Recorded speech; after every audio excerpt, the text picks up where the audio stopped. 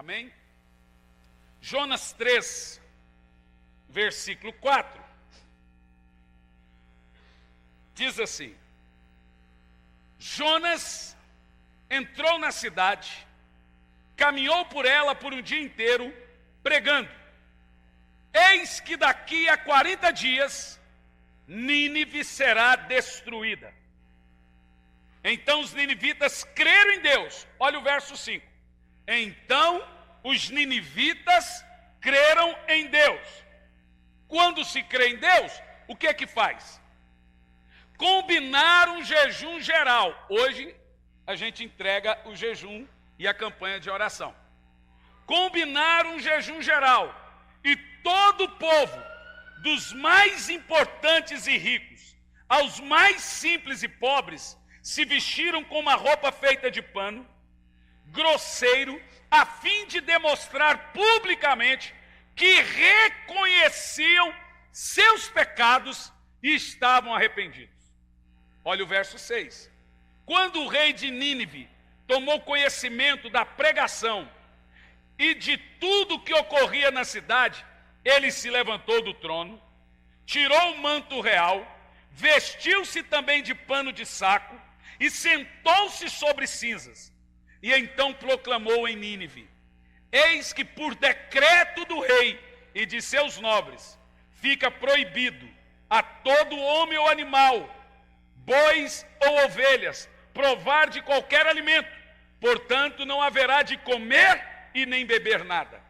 Cobri-vos de vestes de arrependimento e lamento, tanto as pessoas como os animais, e todos os cidadãos orem a Deus com todas as suas forças. Cada pessoa abandone o seu mau caminho e toda atitude violenta. Agora olha o verso 9. Talvez Deus volte o seu rosto para nós e mude, volte atrás na sua decisão e acalme o furor da sua ira, de modo que não sejamos destruídos. Verso 10. Deus observou tudo quanto fizeram, como se converteram do seu mau caminho e abandonaram a violência, e atendeu à oração do povo, voltou atrás e não destruiu a cidade como havia ameaçado. Meu Deus. Senhor, fale conosco. Que não seja eu quem fale, mas que seja o teu Espírito falando conosco, a essa igreja, nos ensinando e nos instruindo. Amém. Deixa aí marcado Jonas e vai em Mateus 12, 41.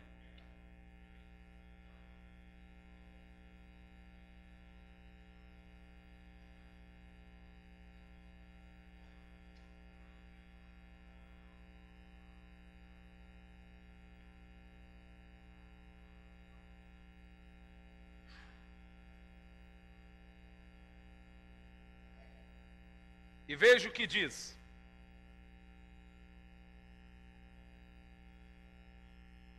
O povo de Nínive se levantará no dia do juízo com essa geração e a condenará, pois eles se arrependeram com a pregação de Jonas, e eis aqui quem é maior do que Jonas.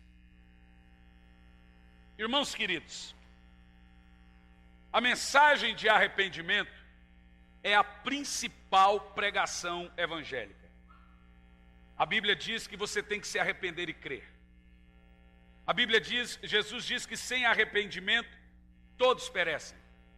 Em Marcos 1, no capítulo 4, diz que a primeira pregação evangélica foi a pregação do arrependimento. Marcos 1 e 4 diz: assim apareceu João Batista no deserto, pregando: arrependei-vos, pregando arrependimento para perdão de pecados. A primeira mensagem que aparece na Bíblia, no Evangelho, é uma mensagem sobre arrependimento. A mensagem mais importante que introduz o Evangelho é a mensagem do arrependimento. Nós precisamos mais da pregação de arrependimento do que qualquer outra pregação. E aqui eu quero traçar um paralelo entre Nínive e Sodoma e Gomorra. Ambas as cidades ou Sodoma e Gomorra foi destruído com fogo, e o destino final de Nínive seria igual de Sodoma e Gomorra. Veja, os pecados que ocorriam em Nínive eram semelhantes aos pecados de Sodoma e Gomorra. Primeiro, quem fundou a cidade de Nínive? Bom, Nínive é uma cidade que fica na Mesopotâmia. A palavra meso quer dizer meio, Potâmia quer dizer rio. Então a Mesopotâmia é um arco que vai do ponta do Golfo Pérsico até lá em cima. Mesopotâmia quer dizer região entre rios. E no meio dessa região entre rios está o Iraque. No meio dessa região entre rios está toda a Arábia. E quando Nimrod, você lembra de Nimrod? Nimrod da Torre de Babel estava lá no Golfo Pérsico, lá perto da região do Crescente Fértil, das primeiras civilizações. E Deus dispersou. Nimrod sai de lá e ele constrói algumas cidades.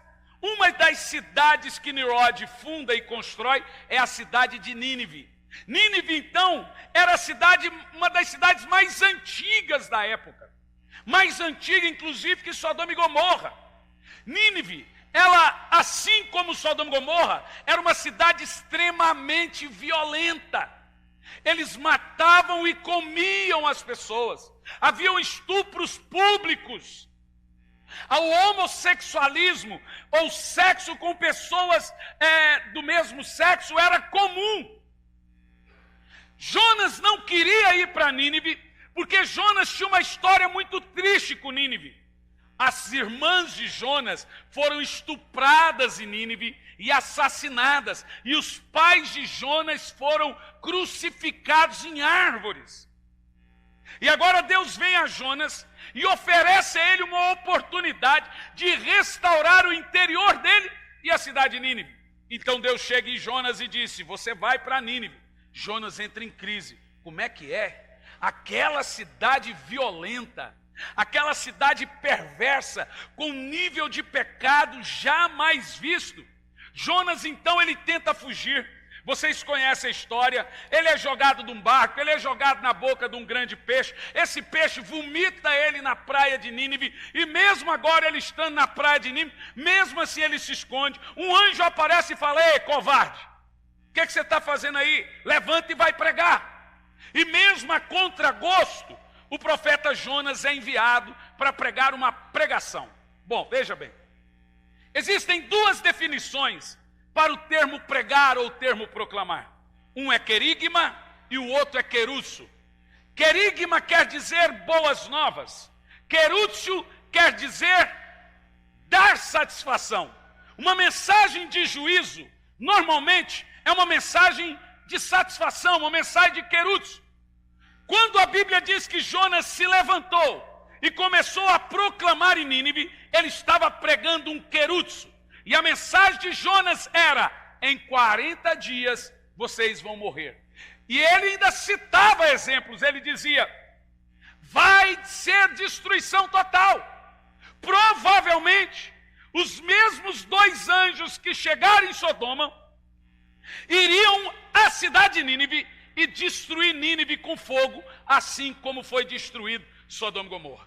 Só que, quando você traça o paralelo de ambos os pecados, que eram iguais, quando você põe na balança os pecados de Sodoma e Gomorra e os pecados de Nínive, você vai perceber que tanto Nínive como Sodoma e Gomorra viviam culturas semelhantes, pecados semelhantes. Portanto, Sodoma e Gomorra foi destruído, Nínive se arrependeu e foi poupado. O que nós aprendemos com essa história? Em primeiro lugar, lemos aqui em Mateus 12:41, Jesus, depois que Nínive se arrependeu, ele diz o seguinte, que Nínive se levantará e julgará essa geração. Entendeu? Nínive se levantará e julgará essa geração. Por quê? Porque eles se arrependeram com a pregação do profeta Jonas. E agora Jesus está dizendo, vocês têm o Espírito Santo, vocês têm Jesus e não se arrependem. Por isso que haverá mais juízo para essa geração do que para a geração de Sodoma e Gomorra, e por isso que Nínive vai julgar essa geração.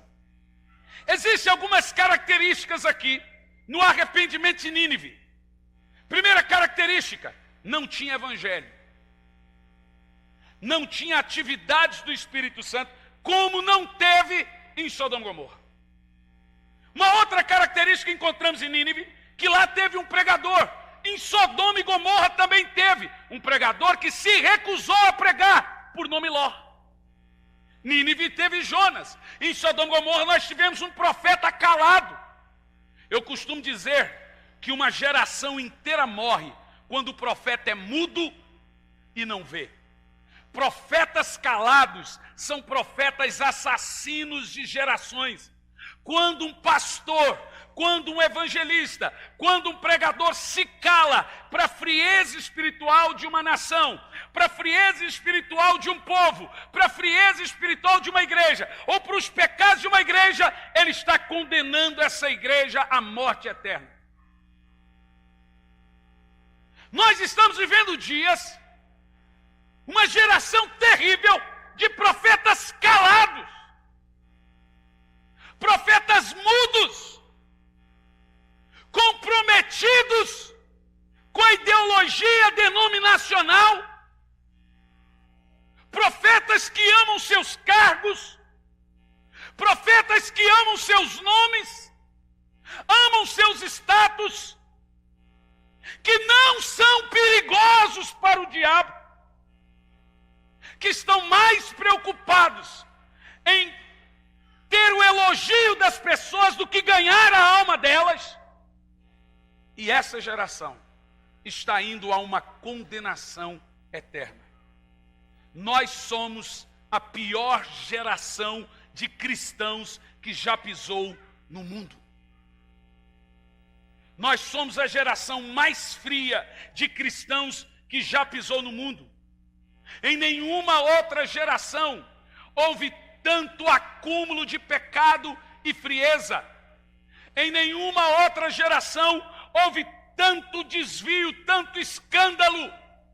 Em nenhuma outra geração você vê ou ouviu tantas pessoas afastadas como nessa geração. Não me resta dúvida que nós somos a pior geração de crentes que já pisou na terra.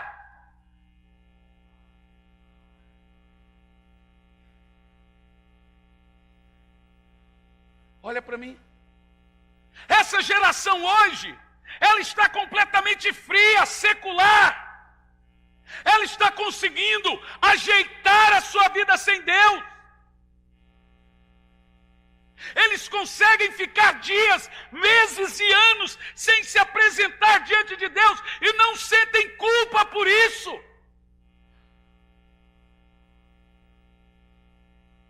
Uma geração que fez do Facebook um mural ideológico de críticas. Irmão, eu não aceito criticar a igreja quem não faz parte nenhuma.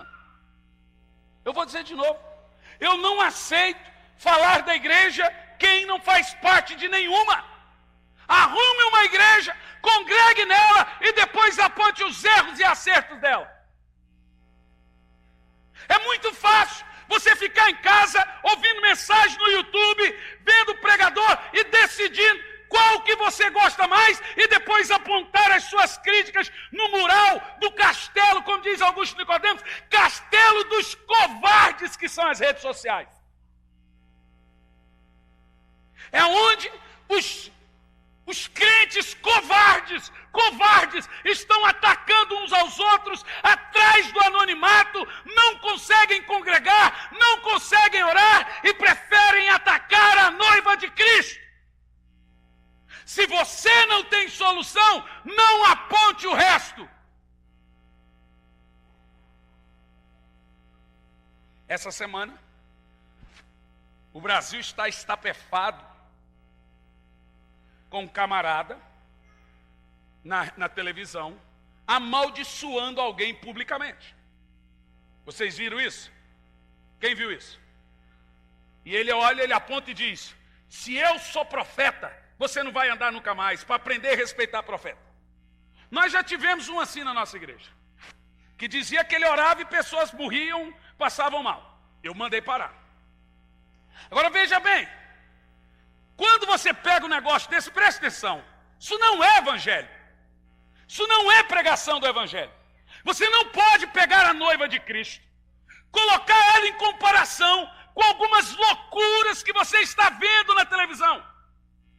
A igreja ainda é santa, a igreja ainda é pura, a igreja ainda é imaculada. Cuidado quando você abrir a tua boca para mencionar a palavra igreja.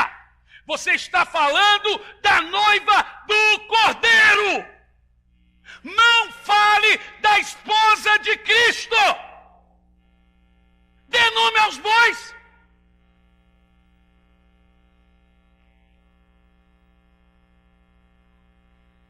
Essa é uma geração que parece que tem uma procuração para dizer o que está certo e o que está errado.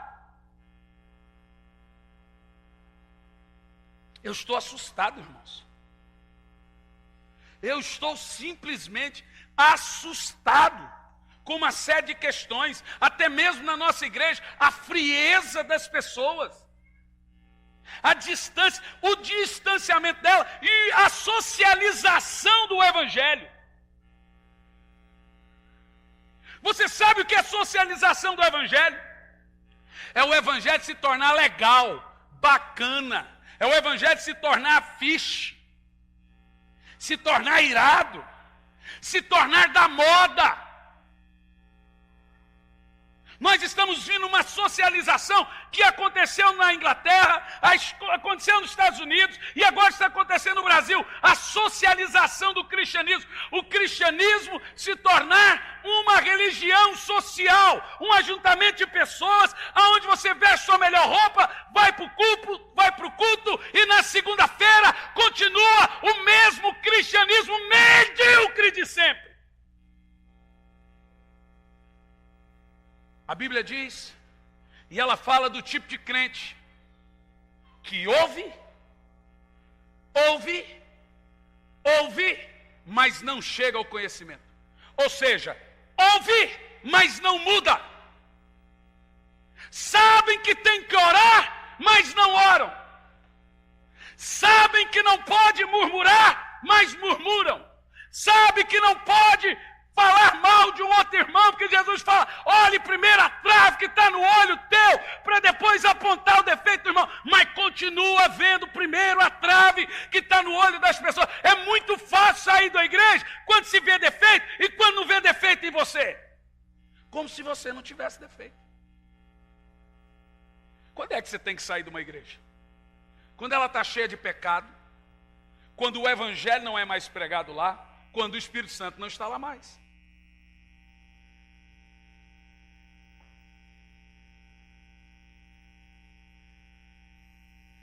Essa geração, da qual a Bíblia Sagrada diz que Nínive vai se levantar e julgar ela, está perdida.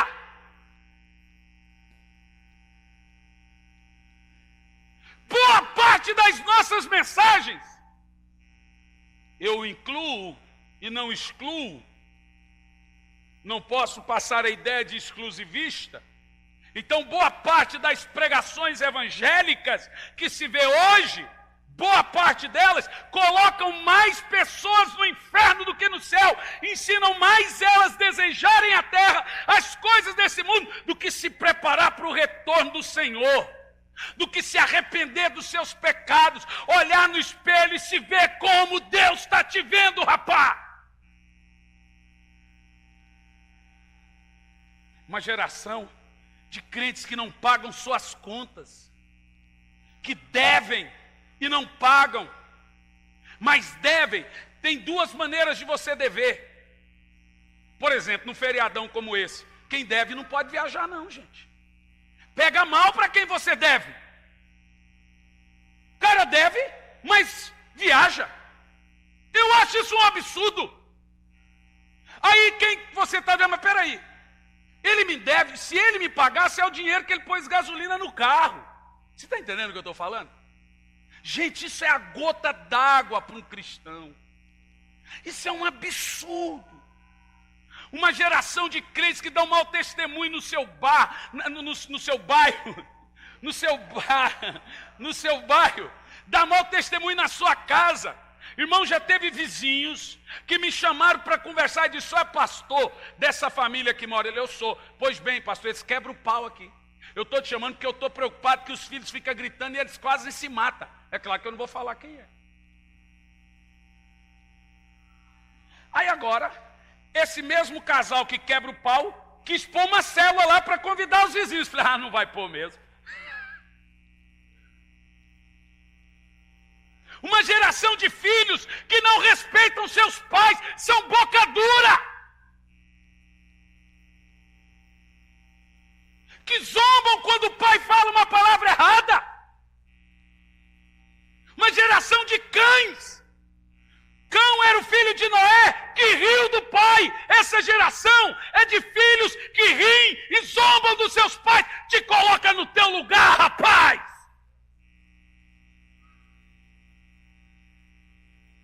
Aí ele fala com o pai, com a mãe, usa o mesmo tom de voz que ele fala com os colegas. Ele quer se achar no direito de corrigir o pai, porque o pai falou uma palavra errada. O pai citou uma coisa. Não, pai, só está errado. Aí ele ri. Isso é espidicão na sua vida, meu filho. Uma geração de gente desrespeitosa, que não respeita pastor. Irmão, deixa eu te falar uma coisa. A Bíblia diz: honrai os seus pastores. A Bíblia diz: honrai os que vos ensinam. O apóstolo São Paulo diz: honre os presbíteros da igreja. E o presbítero, o pastor da igreja, tem que ter dupla honra. Sabe o que significa? Todos os pastores da igreja devem ser honrados. E aquele que é responsável pela igreja, ele tem que ser digno de uma dupla honra. Não sou eu que estou falando. É a palavra de Deus, irmão. Não é coisa de elitista. Agora, se o cara não respeita o pai, você espera que respeita o pastor? Nós estamos consumidos, olha para mim, pela degradação moral dessa época. Uma degradação moral terrível. Recentemente, eu tive que descer do altar, pedir para o pastor uma toalha e colocar a toalha desse jeito aqui, ó. Olha a câmera aí, Thaís. Está lá a pastora Lisandra com a perna cruzada. Tive que descer do altar e fazer assim no colo da irmã. Na frente de todo mundo. Que era cruza para lá, cruza para cá, com aquela sainha curtinha que faz assim, faz assim. E aí você está pregando, sabe assim. Foi, mas que essa é coisa do demônio. Saí, peguei, já não foi, já fiz isso várias vezes. Várias vezes. Peguei uma toalha grande, falei: pastor, mais uma toalha. Desci e fui lá na perninha dela, que a perna rechonchuda, e fez assim, ó. Obrigado, pastor. Ah, te criar, rapá. Te cria. Foi o jeito dela agradecer a vergonha que ela passou. Eu estava pregando, a Josiane cantando, e o pastor Dil estava junto no Ceará. Eu não sei se o Juliano estava naquela época, não sei se era Josiane ou se era Estila, eu não sei. E era um ginásio lotado. E bem na minha frente tinha uma irmãzinha que fazia assim com a perna. Eu não sei se era Josiane ou assim. E fazia assim, e fazia assim. E ela, de propósito, irmão, os pastores, cheio de pastores, já estavam incomodados. Os pastores estavam assim, ó.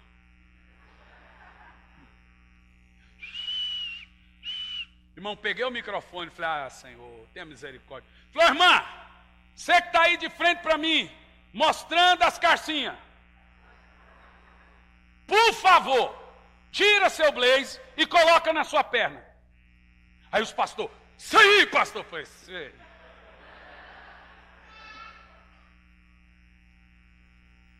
Sei.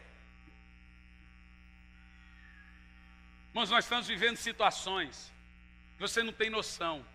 Eu estava pregando em Brasília. Uma véia feia. Mas uma véia mochibenta, tão feia. Desembargadora da justiça. Eu estava pregando o trono branco. Terminei de pregar, a mulher me procurou. Eu e o Albert sentado. Falou assim: pastor, quanto você quer para dormir comigo?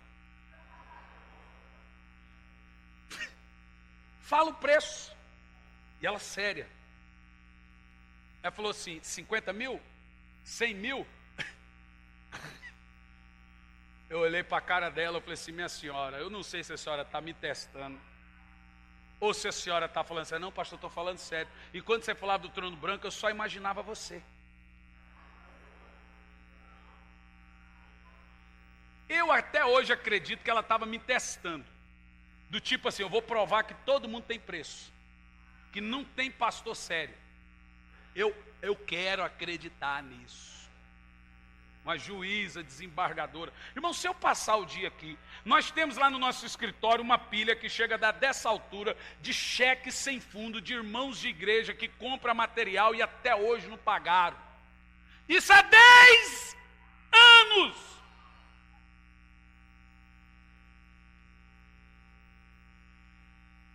Há 10 anos.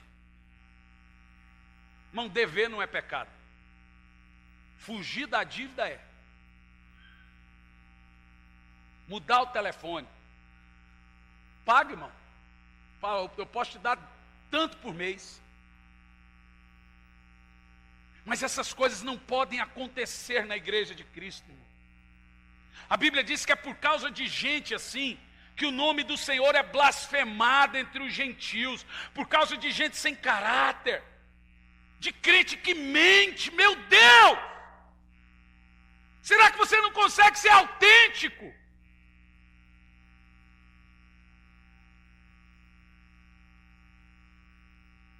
Por isso que a Bíblia diz que Nínive se levantará no juízo e julgará essa geração.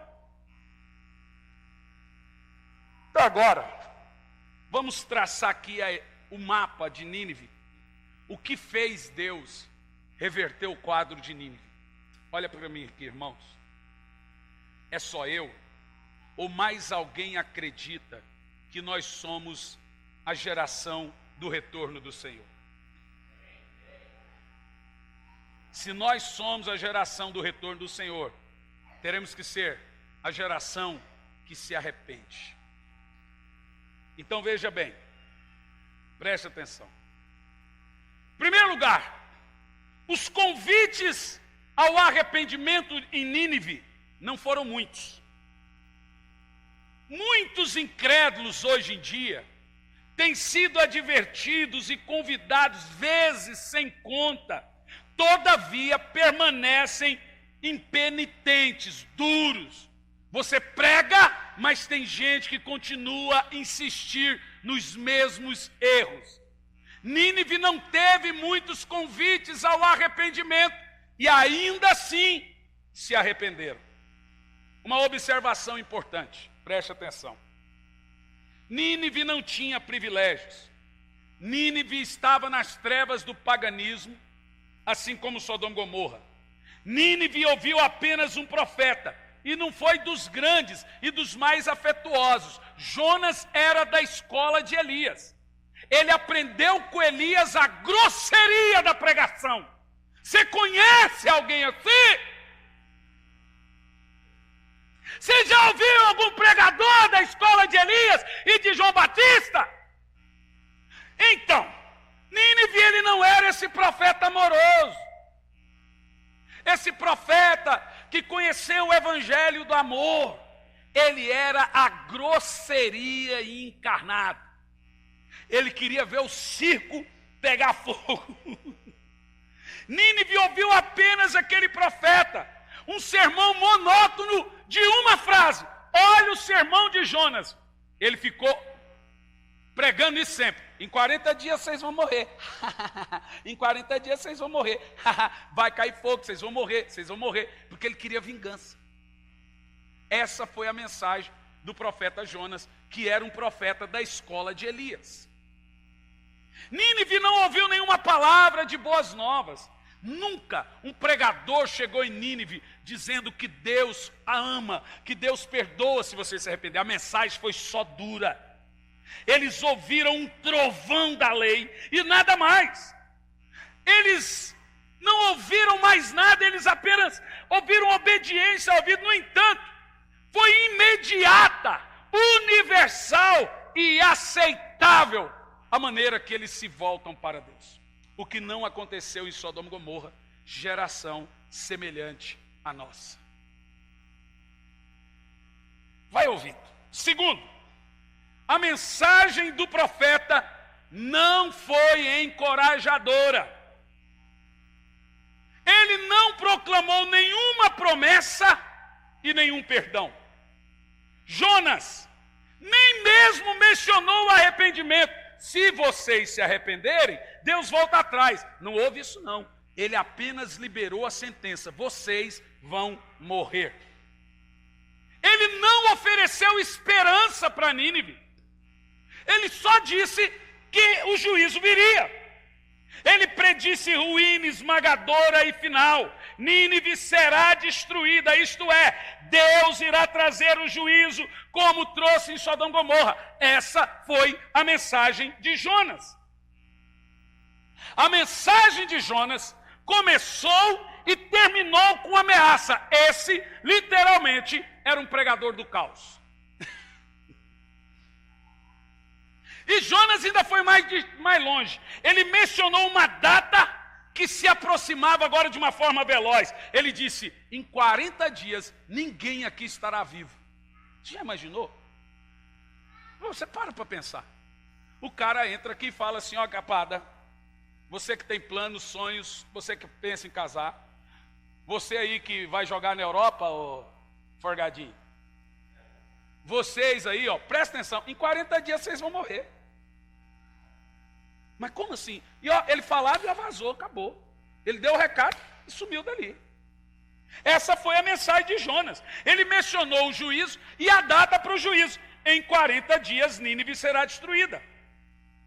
Entretanto, dessa tremenda mensagem, o povo fez um evangelho. Agora veja, o evangelho chegou em Nínive antes de chegar em Nínive. O evangelho é arrependimento de pecados e redenção. O evangelho alcançou Nínive antes de alcançar Nínive. Com essa mensagem dura, com essa mensagem terrível de confronto, porque precisa ter amor para confrontar, gente. Olha, é muito mais difícil pregar uma mensagem dura do que, irmão, falar coisa boa. Qualquer um fala. Demonstrar amor, qualquer um demonstra. Eu quero ver falar a verdade na cara de quem você ama, sem ter medo de desagradar.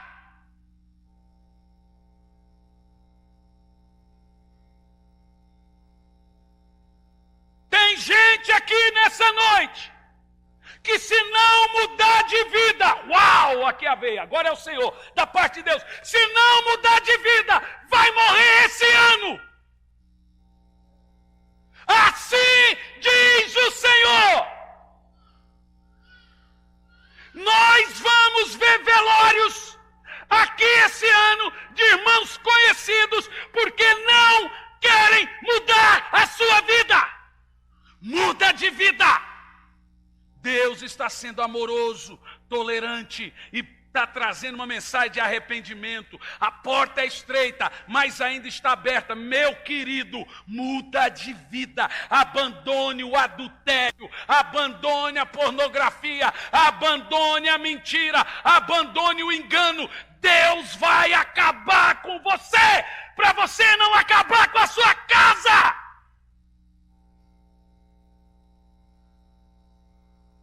Assim diz o Senhor.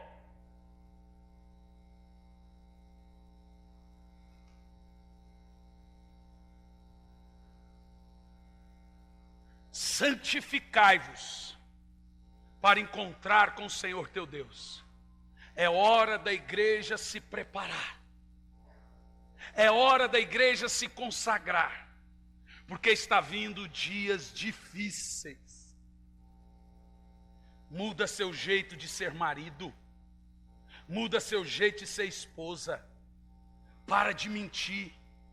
Você que dorme com o namorado, pare agora. Mude.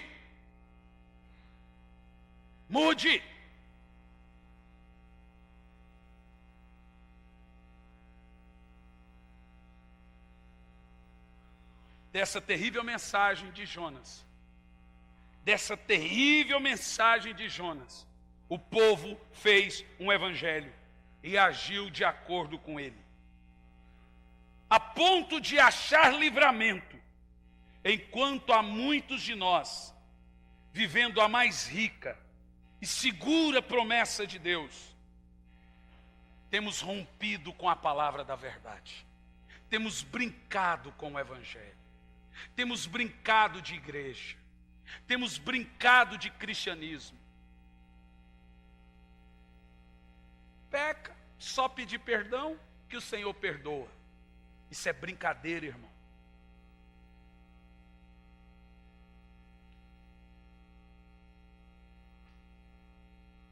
Terceiro lugar, o próprio profeta não ajudou em nada.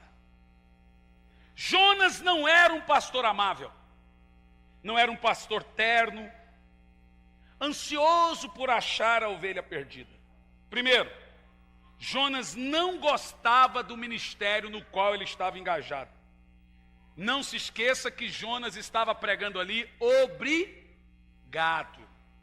Sem dúvida, ele estava fazendo aquilo de uma maneira dura e áspera, porque Deus estava obrigando ele a transmitir aquela mensagem.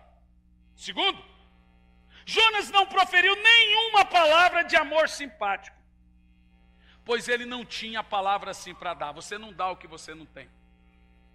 Quem não tem amor para dar, não transmite amor. Ele não tinha. Jonas era ferido. A família toda dele foi assassinada pelos ninivitas. Ele estava com a ferida terrível.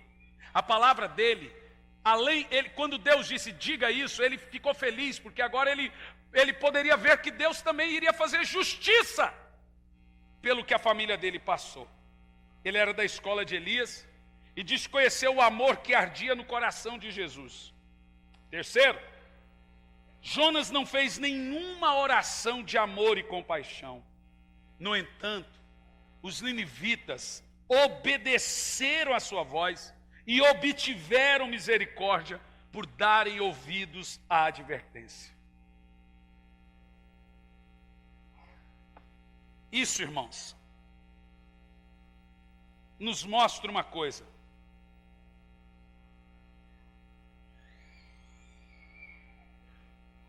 Que o amor que Jesus ofereceu para essa geração, enviando o Espírito Santo, como está em Romanos 8:26, para nos ajudar em nossas fraquezas, que tem nos dado inúmeras oportunidades de mudanças, inúmeras chances de transformação, nós estamos desprezando o amor, a bondade e a misericórdia de Deus.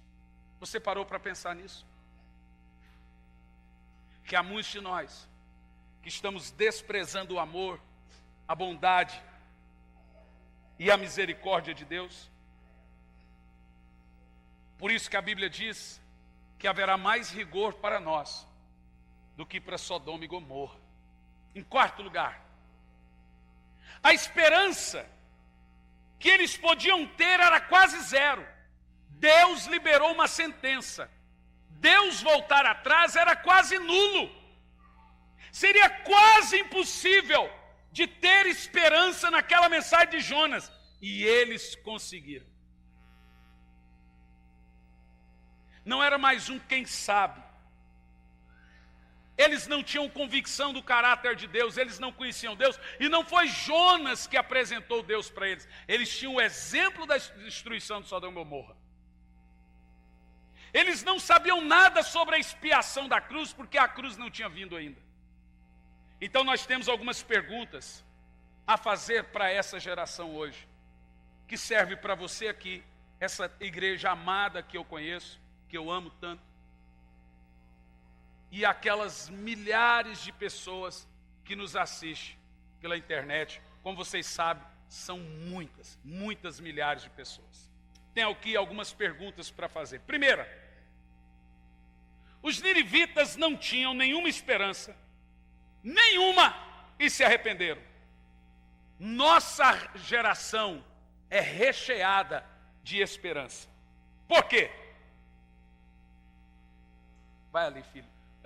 Pastor Samuel, ajuda ali o Gianni, por favor. Nós temos o Espírito Santo que nos ajuda em nossas fraquezas. O Espírito Santo que convence o homem de 3 coisas: pecado, justiça e juízo. Vamos lá? Quem convence o homem de pecado, justiça e juízo? O Espírito Santo. Quem te ajuda em suas fraquezas? Lá ele estava em Nínive? Não. Lá ele estava em Sodoma e Gomorra? Não. Então hoje nós estamos recheados de esperança. Estamos no tempo da graça. Estamos no tempo da justificação.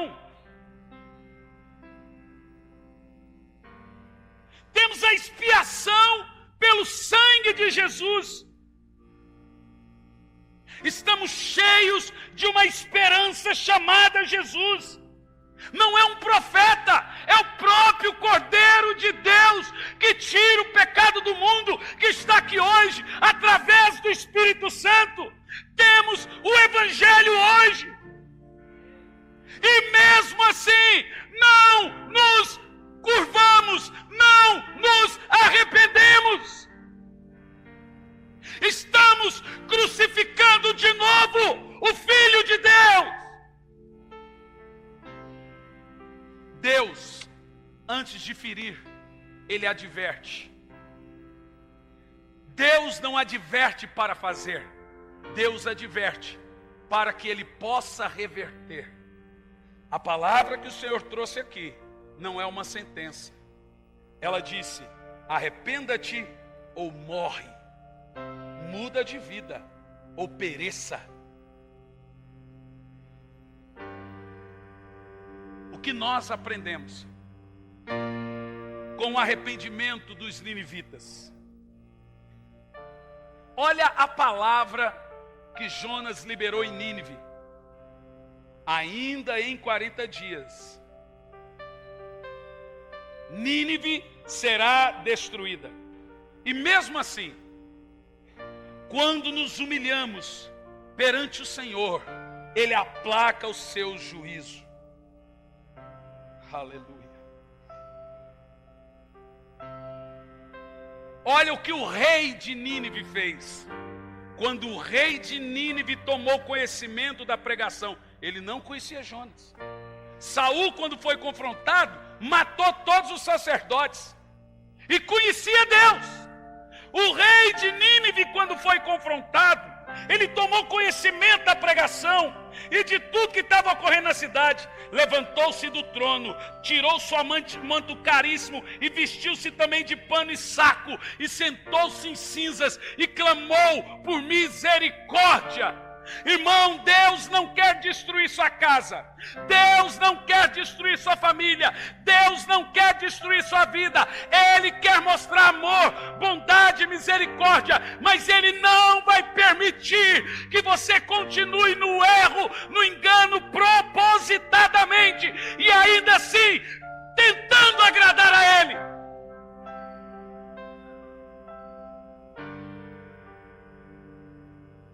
No verso 7, o rei pecaminoso, homicida, assassino de Nínive, proclamou: eis que é por decreto, fica proibido a todo homem animal, até crianças e animais, jejuaram em Nínive, pedindo que Deus aplacasse a sua ira. O que é que nós aprendemos? Primeiro, quando nos humilhamos perante o Senhor, Ele aplaca o seu furor. A Bíblia diz que a sua misericórdia triunfa sobre o seu juízo. Olha que poderoso. Você pode dizer: a misericórdia de Deus triunfa sobre o seu juízo. Mas quando a misericórdia de Deus triunfa sobre o juízo? Quando há arrependimento. Segundo, o que aprendemos com Nínive?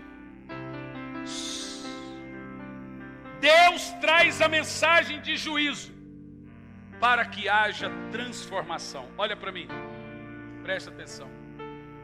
Satanás nos exalta para nos abater depois. Deus nos abate para nos exaltar depois. Deus só pode usar o homem grandemente depois de quebrantá-lo grandemente.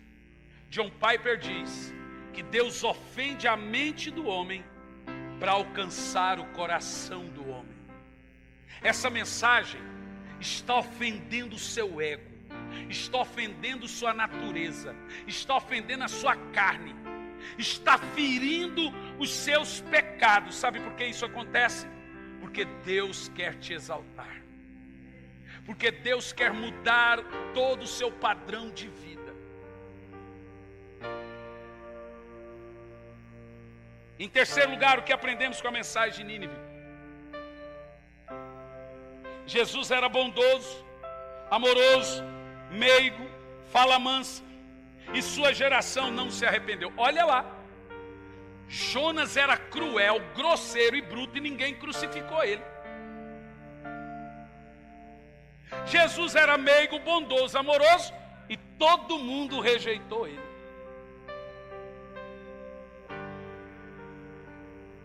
O povo de Israel não pensou em crucificar João Batista, que também é da escola de Elias. Raça de víbora!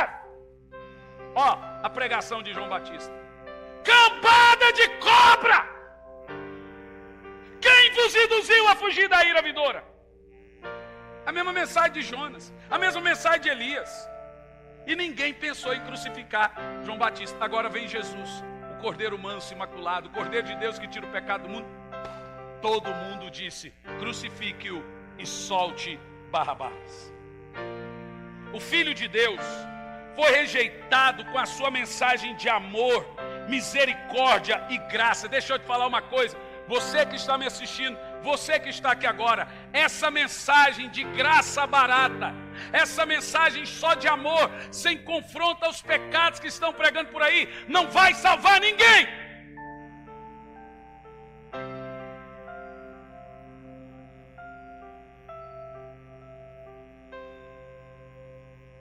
Houve uma época aqui na igreja que uma menina divorciou do marido. E eu chamei ela, ajudei. O marido batia nela. Eu conto isso para servir de exemplo. Agora, minha filha, você fica assim, porque eu vou te ajudar, vou te socorrer, vou te ajudar e tudo. Pronto. Deu um mês, ela apareceu com o namorado. E apareceu no escritório. Falei: pastor, meu namorado quer conversar com o senhor. Que ele foi entrar, eu bati a porta na cara dele. Você não entra, eu não te conheço. Você entra aqui e senta agora. Você escuta, você está pensando que você tem um pastor palhaço aqui? Você está dormindo com esse rapaz. Os seus filhos já estão chamando ele de pai. Ele dormiu na sua casa.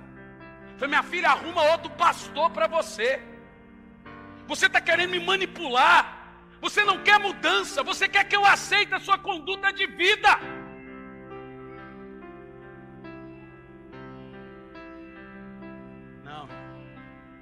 Um dia eu vou chegar diante do trono do Senhor com a minha consciência tranquila, que na medida do possível eu procurei confrontar, pregar, demonstrar o amor necessário e mostrar aquilo que deveria ser mostrado. Muitos não quiseram, muitos não aceitaram, muitos estão aqui até hoje, mas nunca deixei de vos falar toda a verdade.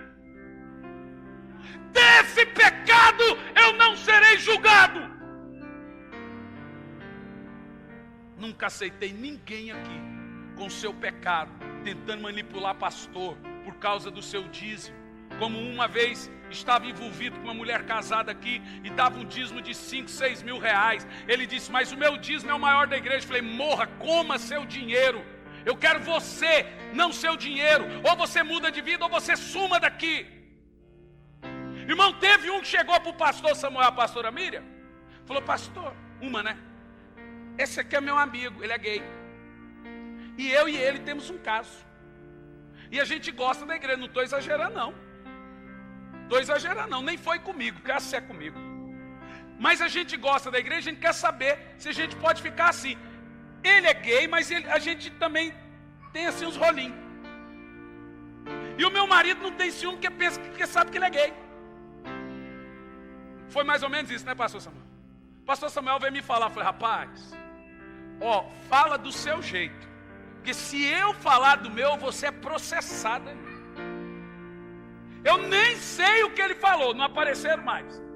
Eles não queriam mudança, eles queriam ser aceitos com aquele pecado. Nós queremos ficar aqui, mas desse jeito. Não, irmãos. Faça-se 1000 vezes não. Foi feita uma pesquisa na Rede Globo, no jornal O Globo. Olha como é que estava estampado no Globo.com. As igrejas estão mais tolerantes com os pecados de seus fiéis. Eu falei: as igrejas, uma pinóia. Qual é que eu falei? Fale por vocês. Porque aqui, irmãos, a começar de mim, a começar da minha casa, de mim que não sou perfeito, que sempre quando falho sou o primeiro a cuspir as falhas aqui, nós procuraremos agradar ao Senhor. E nós vamos dizer em alto e bom som: eu e minha casa serviremos ao Senhor. Não vamos aceitar pecado dentro da nossa casa. Se acontecesse, se não soubermos, mas não vamos tolerar o erro, o engano, o pecado. Pecado é pecado e gera morte.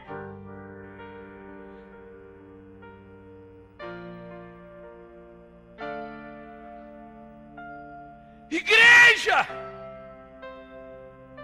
mude, arrependei-vos, porque ainda essa noite Jesus pode voltar. Arrependei-vos, porque a trombeta pode soar ainda essa noite. Arrependei-vos, porque você pode não chegar ao final do ano com vida.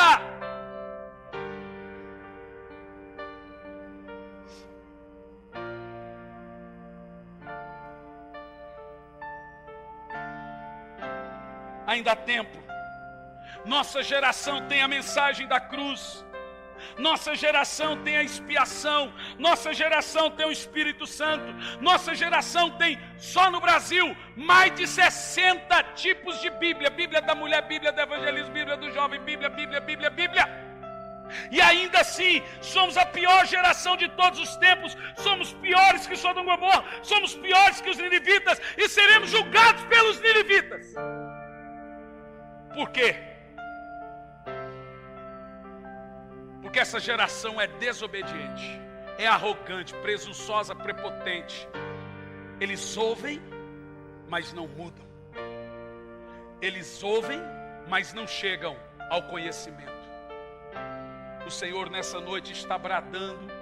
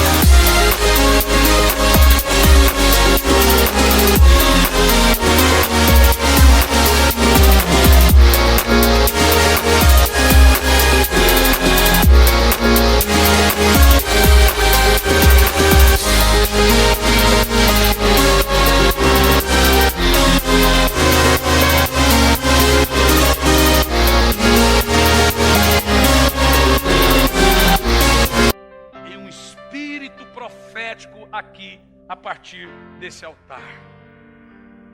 Arrependei-vos, porque é chegado o reino de Deus.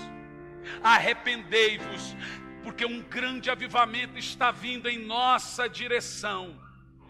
Essa noite, há uma semana eu tive um sonho com Campo Largo. Contei para minha esposa.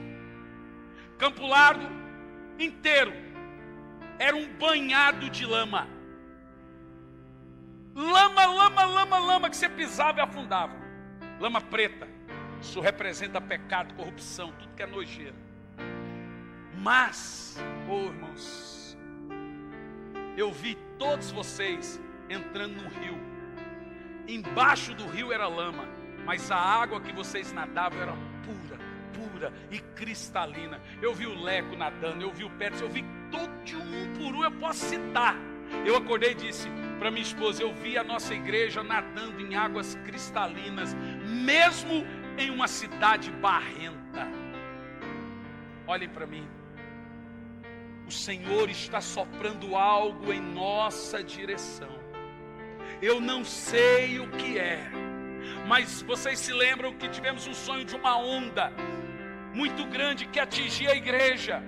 Há uma onda do Espírito vindo, e eu creio que o Senhor está balançando o principado de corrupção nessa nação. Ele vai limpar tudo. Agora está caído esse partido, o outro que entrar vai cair também, o outro que entrar vai cair também, e o Senhor vai limpar, e Ele vai sarar essa nação. Ele diz, eu fiz a ferida, eu vou curar essa ferida. O Senhor está balançando as estruturas do nosso país, Ele está balançando as estruturas da nossa cidade, e hoje aqui Ele está balançando as suas estruturas, porque algo novo de Deus está vindo. Grandes coisas estão por vir, grandes coisas irão acontecer. Se prepare, igreja, aleluia, glorifique, glorifique, glorifique.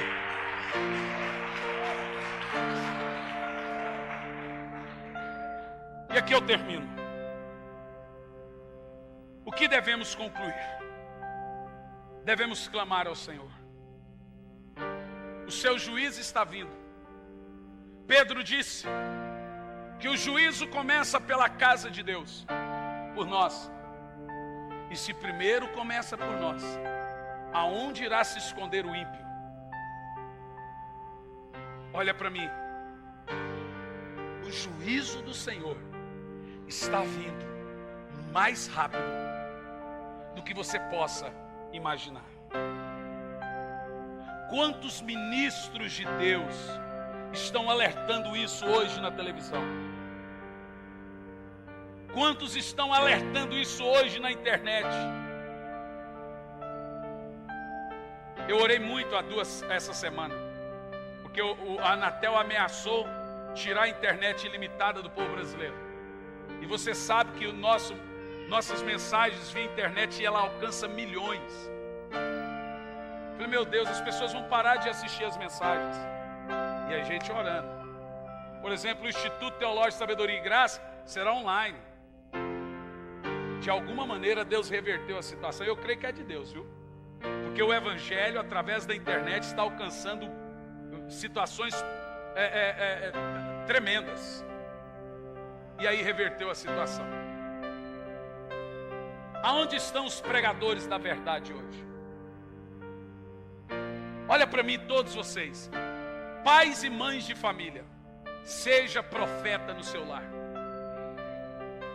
seja pregador da justiça na sua casa. Você, mulher, não aceite o seu marido deixar entrar o pecado em casa. Ei, o que você está fazendo? Aqui não, rapá. Epa, aqui dentro não. Você, pai, não deixa o pecado entrar na sua casa pelos seus filhos. Palavrão, pornografia, mentiras, enganos, manipulações. Seja profeta na sua casa. Confronte através da oração. Você vence tudo orando. Tem hora que você não vence no confronto direto, você vence na oração. Nós estamos prontos para um grande avivamento? Nós estamos prontos para algo poderoso que está prestes a vir? Eu creio nisso. Antes de nos preparar para a ceia, eu quero que você gaste alguns minutos orando e chorando, ponderando a sua vida sobre a ótica dessa pregação. Pondere. E naquilo que você acha que você tem que se arrepender, se arrependa. Se alguém quiser fazer isso de pé ou de joelho, faça, mas ninguém fique sentado. Se você quiser fazer na parede, quiser vir aqui, mas eu quero que durante 5 minutos nós nos arrependamos da nossa frieza espiritual, da nossa falta de oração, dos nossos pecados. Chore, chore.